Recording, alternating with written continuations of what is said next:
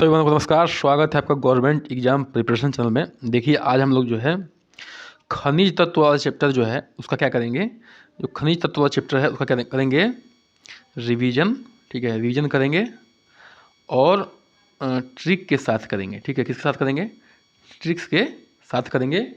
Fast revision करेंगे। थोड़ा सा ट्रिक को समझने में समय लगेगा, लेकिन ट्रिक आपको क्या करेगा कि आपको याद दिलाने में और कन्फ्यूजन से बचाएगा। ट्रिक का मेन यही काम होता है कि एग्जाम हॉल में कन्फ्यूजन ना हो और सारे के सारे जो है पॉइंट हैं वो याद आ जाएं। ठीक है, यही ट्रिक का मेन रोल होता है। बाकी आपको याद तो करना ही पड़ता है। ठीक है, तो ट्रिक का मतलब क्या होता है, कन्फ्यूजन ना हो और सारे के सारे पॉइंट जो है एग्जाम हॉल में याद हो जाएं।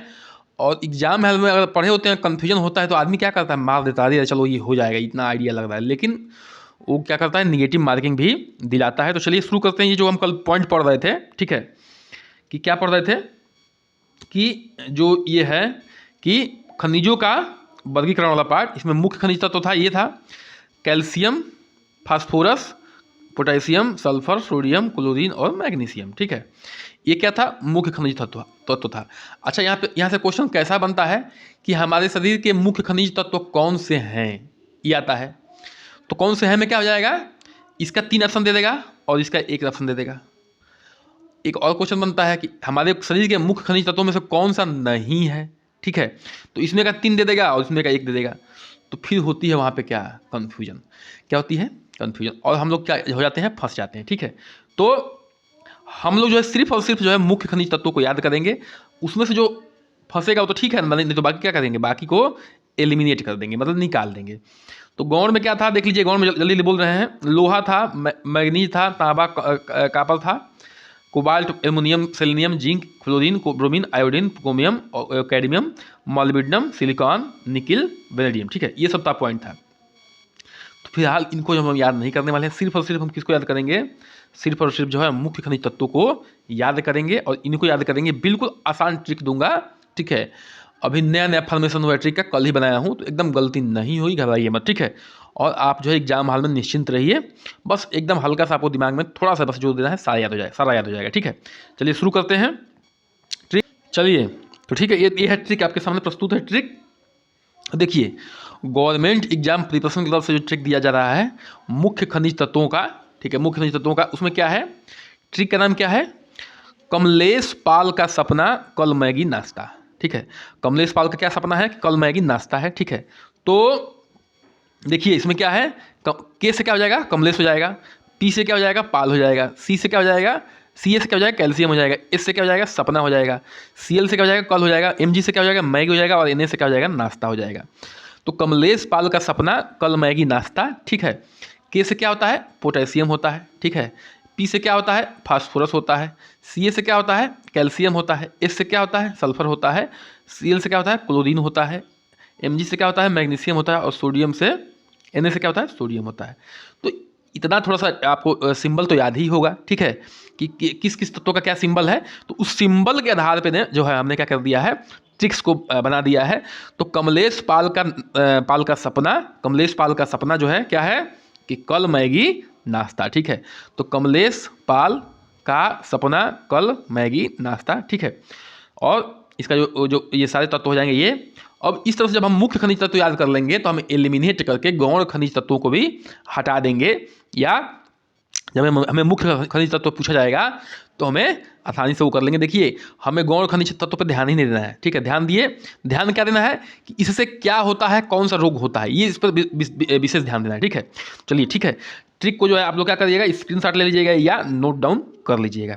मैं आगे बढ़ता हूँ, आता हूँ किस पे, रिवीजन, वीडियो पे रिवीजन करते हैं फटाफट। ठीक है, तो हम लोग जो है उसको कल पढ़ चुके थे, लेकिन आज हम रिवीजन करेंगे। तो देखिए, मुख्य खनिज तत्व क्या है, कैल्शियम है। इसकी रिक्वायरमेंट क्या है, डेली रिक्वायरमेंट, मतलब दैनिक आवश्यकता, मतलब एक दिन में कितना चाहिए, तो 1.2 ग्राम चाहिए। किस में मिलता है, दूध, पनीर, हरी सब्जी, फलियां, अनाज में मिलता है। किस में मिलता है, कैल्शियम दूध में, पनीर में, हरी सब्जी, फलियां और अनाज में मिलता है।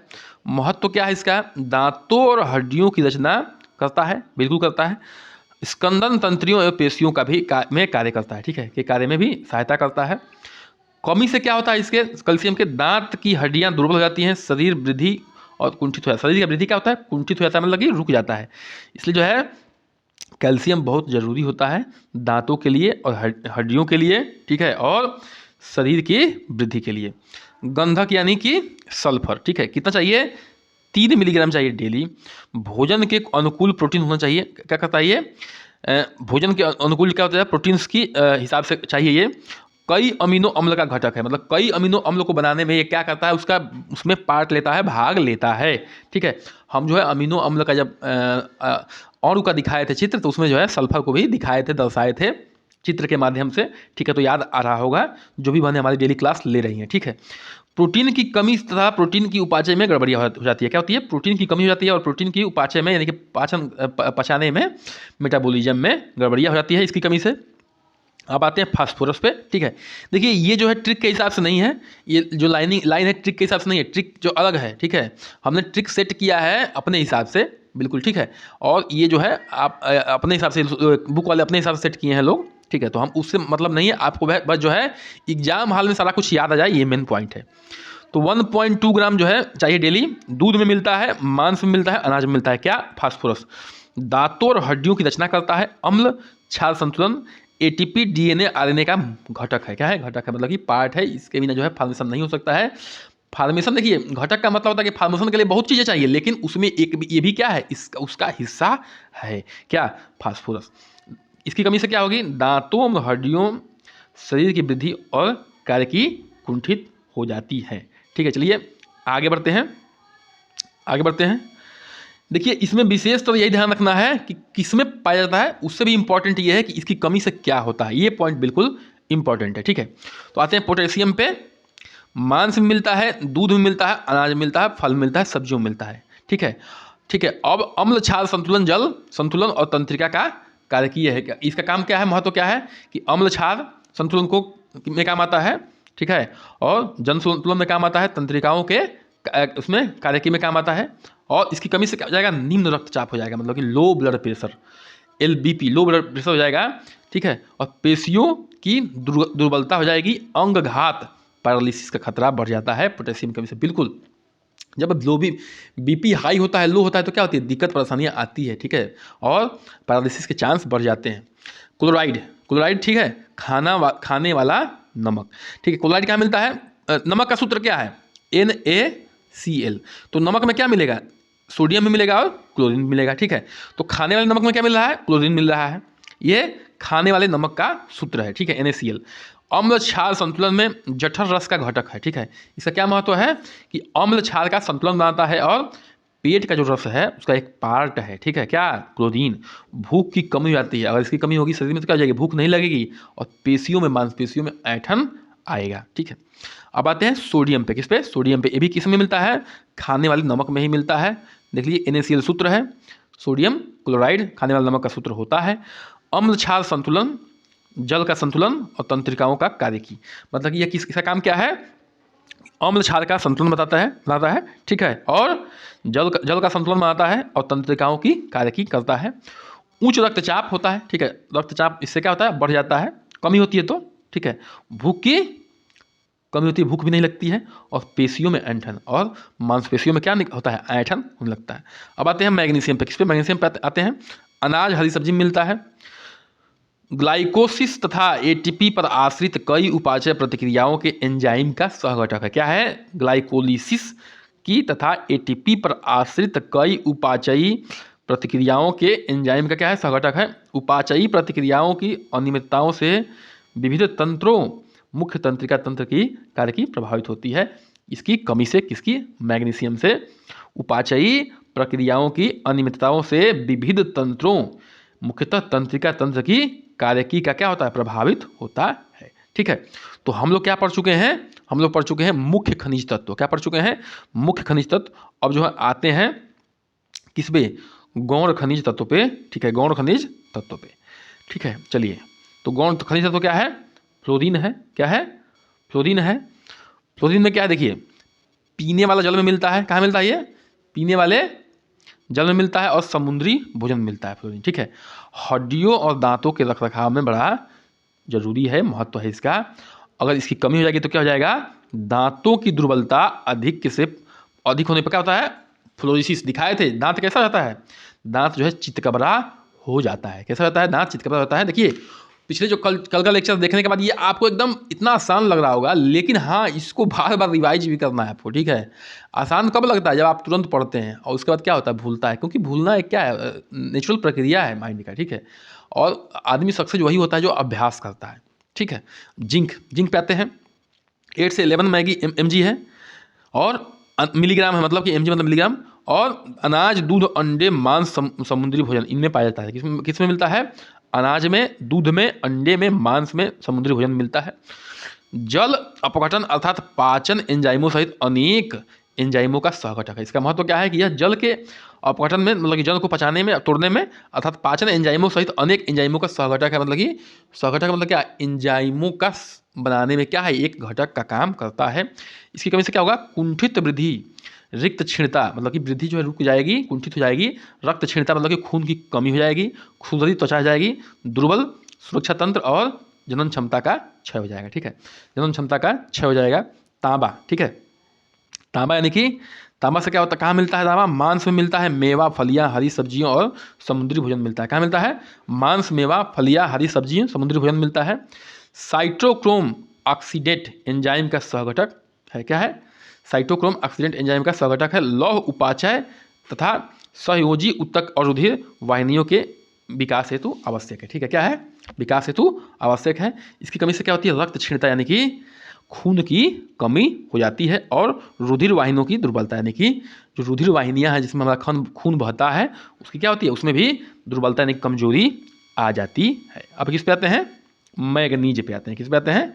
मैग्नीज पे आते हैं, ठीक है। तो मैग्नीज किसमें मिलता है? मेवा, अनाज, हरी सब्जी, चाय, फल में मिलता है। किसमें मिलता है? मेवा, अनाज, हरी सब्जी, चाय, फल में मिलता है, ठीक है। और इसका क्या महत्व है कि यूरिया संश्लेषण में तथा फास्फेट समूह के स्थानांतरण से संबंधित प्रतिक्रियाओं के कुछ एंजाइमों का सहघटक है। क्या है? कि यूरिया संश्लेषण तथा फास्फेट समूह के स्थानांतरण से संबंधित प्रक्रियाओं के कुछ एंजाइमों का सहघटक है। उपास्थि अस्थि संयोजी ऊतक की वृद्धि में अनियमितता होती है। इसकी कमी से क्या होती है? उपास्थि अस्थि तथा संयोजी ऊतक के वृद्धि में अनियमितता होती है। वेरी वेरी इंपॉर्टेंट है। क्या है? कोबाल्ट, ठीक है। दूध, पनीर, मांस में मिलता है। विटामिन B12 का महत्वपूर्ण घटक है। और इसकी कमी से क्या होती है? रक्त क्षीणता यानी कि खून की कमी हो जाती है, ठीक है। अगला पॉइंट भी इंपॉर्टेंट है। सेलेनियम कहाँ मिलता है? मांस में मिलता है, अनाज और समुद्री भोजन में मिलता है। कई एंजाइमों का सह घटक है, ठीक है। और विटामिन ई का सहायक है। विटामिन ई में भी सहायक है। क्या? सेलेनियम। पेशियों के पीड़ा और हृदय क्षय, मतलब हृदय संबंधी रोग हो जाता है, ठीक है। आगे आते हैं, क्रोमियम पे आते हैं। इष्ट समुद्री भोजन तथा मांस की कुछ सब्जियों में पाया जाता है। किसमें पाया जाता है? इष्ट में, समुद्री भोजन में, और मांस कुछ सब्जियों में पाया जाता है। ग्लूकोज तथा उपाचय के महत्वपूर्ण है, ठीक है। ग्लूकोज उपाचय तथा ऊर्जा उत्पादन की गड़बड़ियाँ हो जाती हैं। किसमें होती है? ग्लूकोज उपाचय तथा ऊर्जा उत्पादन की गड़बड़ियाँ हो जाती हैं। किसकी कमी से? क्रोमियम की कमी से, ठीक है। अच्छा चलिए, एक जो है प्रश्न था, ठीक है, थोड़ा सा इसको ऊपर कर देते हैं, 1 मिनट। एक प्रश्न था कि आबादी पर प्रश्न था कि सबसे अधिक जो है घनत्व किस राज्य का है। घनत्व जो है पूछा था कि सबसे अधिक घनत्व किस राज्य का है। उसमें बिहार भी ऑप्शन था, पश्चिम बंगाल भी था। बिहार भी था और पश्चिम बंगाल भी था। पश्चिम बंगाल भी था, ठीक है। तो हमने बिहार पे ध्यान नहीं दिया था। तो एक बात ध्यान रखिए कि 2011 के सेंसस के हिसाब से, ठीक है, 2011 के सेंसस के हिसाब से बिहार जो है नंबर 1 पे है घनी आबादी की दृष्टि से, यानी कि घनत्व की दृष्टि से। राज्यों की बात हो रही है, ध्यान रखिए। यूनियन टेरेटरी की बात नहीं हो रही है, केंद्र शासित प्रदेश की बात नहीं हो रही है। किसकी बात हो रही है? राज्यों की बात हो रही है, सिर्फ और सिर्फ राज्यों की बात हो रही है। तो ये बात जान लीजिए कि 2011 में क्या था? 2011 के सेंसस के हिसाब से बिहार है पहले नंबर पे और दूसरे नंबर पे पश्चिम बंगाल। अगर पश्चिम बंगाल है, अगर 2001 के सेंसस के हिसाब से देखा जाए तो जो है नंबर 1 पे कौन है? पश्चिम बंगाल है। तो वहाँ पे थोड़ा जल्दीबाजी में या कहिए या दिमाग हमारा स्लिप कर गया था, वो ध्यान नहीं आ पाया था। तो इस चीज़ को आप ध्यान रखिएगा कि पहले नंबर पे 2011 के सेंसस के हिसाब से घनत्व में कौन है? राज्यों में बिहार है और दूसरे पे क्या है? पश्चिम बंगाल है। अगर 2001 के सेंसस से देखा जाए तो पश्चिम बंगाल है, और ठीक है, इस तरह से चीज़ों को ध्यान रखिएगा, ठीक है। चलिए आगे बढ़ते हैं, नेक्स्ट पॉइंट पे आते हैं। मॉलिब्डेनम पे आते हैं। किस पे आते हैं? मॉलिब्डेनम पे। अनाज, फलियां, कुछ सब्जियां, ठीक है। अनाज है, फलियां हैं, कुछ सब्जियां हैं। कुछ एंजाइमों का क्या है? सहघटक है, ठीक है। कुछ एंजाइमों का सहघटक है। नाइट्रोजनी अपजात पदार्थों के उत्सर्जन में अनियमितता। ये इसकी कमी से क्या होगा कि जो नाइट्रोजन युक्त चीज़ें हैं उनसे पदार्थों में जो उत्सर्जन होगा क्या होगा, उसमें अनियमितता आएगी। अब आते हैं लौह पे, इंपॉर्टेंट है, ये भी इंपॉर्टेंट है, ठीक है। तो मांस में मिलता है अंडे, फलियां, अनाज, हरी सब्जियों में मिलता है। हीमोग्लोबिन तथा साइटोक्रोम के एंजाइमों का घटक है। हीमोग्लोबिन का पार्ट बिल्कुल सभी को पता है कि आयरन की कमी से क्या होता है, एनीमिया होती है, रक्त की कमी होती है। तो हीमोग्लोबिन फॉर्मेशन में और साइटोक्रोम के फॉर्मेशन में काम आता है। हीमोग्लोबिन की कमी से रक्त क्षीणता, दुर्बलता व का सुरक्षा तंत्र दुर्बल होता है, ठीक है। इसकी कमी से क्या होता है, हीमोग्लोबिन में क्या होती है, रक्त क्षीणता आती है, दुर्बलता आती है, शरीर की सुरक्षा तंत्र भी क्या होता है, दुर्बल होता है, यानी कमजोर होता है। अगला पॉइंट है आयोडीन। दूध में, समुद्री भोजन में, पनीर में आयोडीन युक्त नमक में मिलता है। क्या आयोडीन किसमें मिलता है, दूध में, समुद्री भोजन में, पनीर में और आयोडीन युक्त नमक मिलता है, ठीक है। इसका महत्व क्या है, थायरॉक्सिन हार्मोन का महत्वपूर्ण घटक है। क्या है, जो घेंघा देखे थे वो किसमें आता था, थायरॉक्सिन हार्मोन की कमी से गड़बड़ी हो जाती थी, इसलिए घेंघा होता था। तो घेंघा का जड़वामनता हो जाती है। घेंघा कहाँ होता था, जो है गले में होता था घेंघा, आपको चित्र के साथ हम समझा चुके हैं। तो ठीक है, इसी के साथ आज के सेशन को करते हैं समाप्त। कृपया करके चैनल को सब्सक्राइब करिए, लाइक करिए, शेयर करिए और कमेंट करिए। बने रहिए हमारे साथ।